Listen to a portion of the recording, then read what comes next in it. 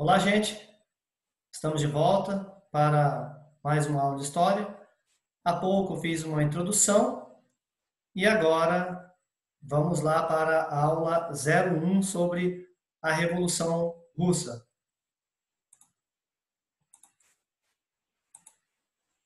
Pois bem, quero que vocês confiram aqui comigo o capítulo que é para vocês seguirem. Dá uma olhada, dá um tempinho para vocês irem lá buscar.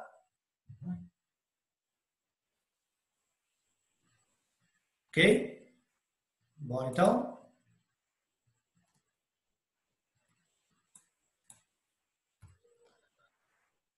Pessoal, desde o século XVII, que essa família aqui, ó, Romanov, governa a Rússia.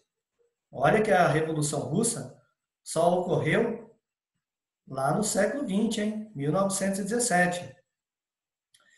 Então, ela governava de forma absolutista. Nós também já vimos o que é um governo absolutista. Governo este que, centralizado, ele não pede opinião do parlamento para tomar as suas decisões. Ele governa de forma centralizada, como nós já havíamos visto. E o título dos imperadores era czar, que vem de César, lá do Império Romano, de Kaiser, na Alemanha. Pois bem, esse regime absolutista já não combinava mais para uma Rússia naquele momento, né, no século XX. Mas desde o século XVII ela era governada com apoio do clero, com apoio da nobreza, proprietário de terras, apoio dos militares. E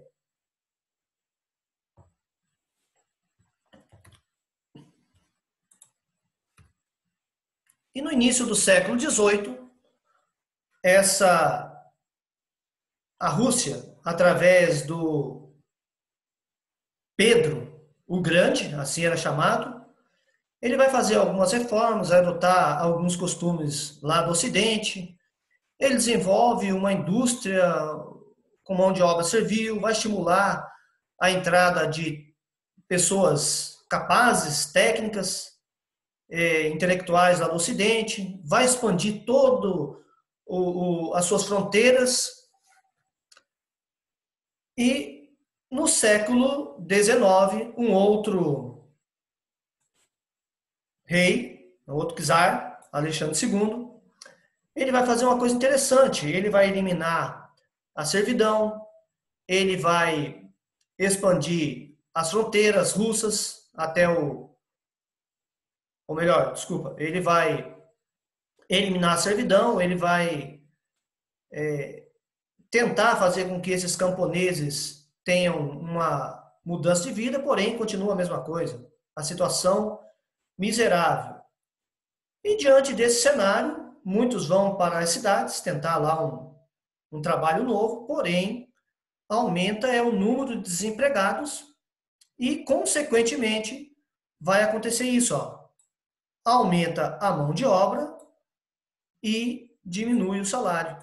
Muita gente disputando um emprego. Esse mesmo Alexandre II, ele incentiva então essa entrada de capitais estrangeiros. Com essa grana, com esse dinheiro, vai conseguir fazer um parque industrial. Mas ainda, gente, continuam os vestígios da população, vestígios feudais. Nós já vimos que os vestígios, que o feudalismo é aquele camponês que trabalha lá para um nobre e geralmente com um prato de comida, um local para morar, nada mais do que isso. E quem continua com as regalias é o clero, comando militar, e quem trabalha para o governo, no alto escalão, nesse caso. Gente, com essa industrialização, vão surgir duas classes. A classe burguesa e o operariado. É muito comum para os marxistas falarem dessa luta de classes, né? Dentro de um contraste muito grande que é a sociedade russa vivendo a maioria no campo. Pois bem, e daí surgem os problemas. Quais são esses problemas? A burguesia ela vai precisar, né, desse aparato todo. A burguesia ela precisa de uma estrutura econômica, de um aparato político para ela dar continuidade ao processo de industrialização. Nós temos aqui, né, a burguesia. Ela que é dona, como nesse momento, para fomentar as ideias dos socialistas, é que essa burguesia ela é dona dos meios, né, de produção. Ela é dona da fábrica, ela é dona da matéria-prima, ela é dona das ferramentas. E o operário aqui, ele vai vender a sua mão de obra. Mas ele vai exigir uma lei, né? Ele exige uma lei porque ele é explorado, ele quer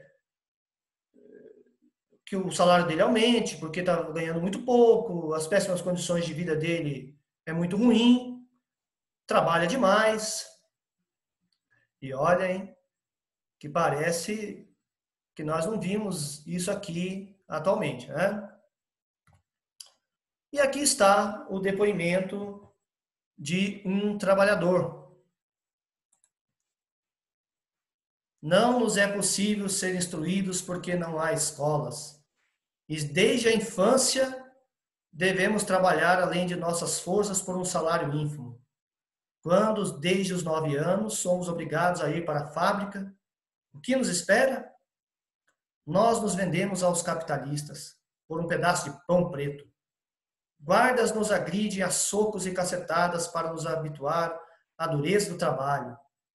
Nós nos alimentamos mal, nos sufocamos com a poeira e o ar viciado, até dormir no chão atormentados pelos vermes. Esse foi o depoimento de um trabalhador. Gente, dê uma parada agora, vá lá no Para Conferir e faça esses exercícios. 2 minutinhos para vocês fazerem. Beleza? Estamos de volta? Não gastou nem isso, né? Pessoal, então essas ideias, esse cenário todo foi um prato cheio para intelectuais que gostavam das ideias do Karl Marx e do Friedrich Engels e que quiseram implantar no seu país essa corrente socialista. E nesse cenário político, vários partidos se formaram contra o regime czarista. Mas o que mais sobressaiu foi esse aqui, ó, Partido Operário Democrático Russo. Olha, geralmente nos partidos socialistas aparece ser democrático aqui.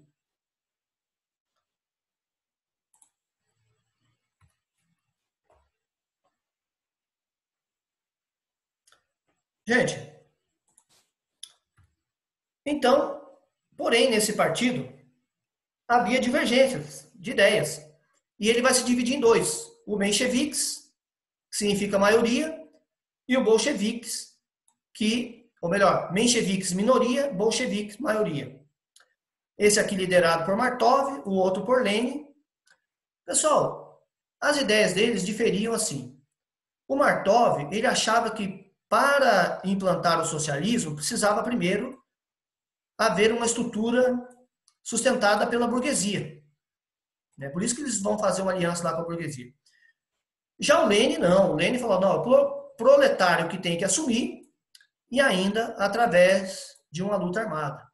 Se necessário, derramar sangue.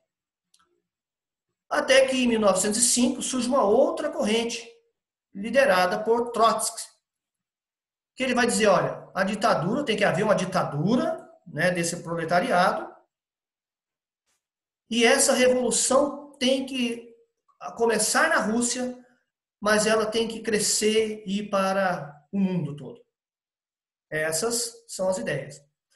Pessoal, isso aqui são os antecedentes e fatores que nós estamos estudando. Daremos continuidade nas próximas aulas, mas eu quero que vocês vão lá para conferir o exercício número 2, tá bom? Depois você vai lá para o exercício de aplicação, tá aqui. Os exercícios propostos. E na próxima aula a gente se vê. Tudo bem? E vamos fazer corrigir essas tarefas aí. Até breve.